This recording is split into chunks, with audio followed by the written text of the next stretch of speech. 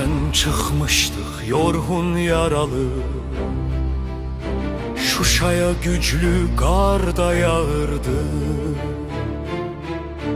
Heç kəsin yox idi artıq güc alır,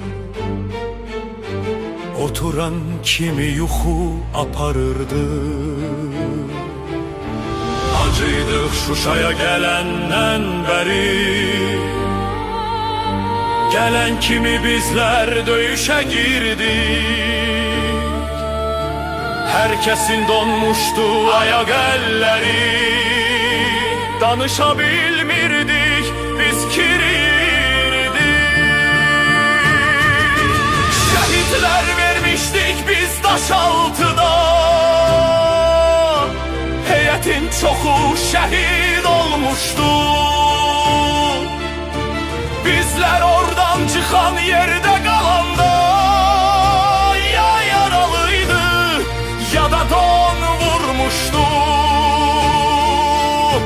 Xəstəxanada da heç yer yox idi, doluydu koridor pilləkənlərdə. Hamı ayaq üstə yuxulayırdı, qalmışdıq soyuq şaxtalı gecədə. Yadıma düşdü ki qohum var burada, yaşayır şəhərin arasındasan.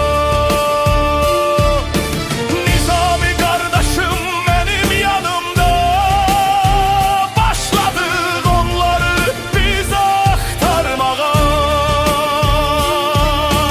Tapdıq Baxşəli bizi qarşıladı, həqiqət bacımız açdı süfrəni. Ayaqları suya qoydu, ağladı, uşaqlar göstərdi yataq yerini. Səhər-səhər gəldik biz qərərgaha,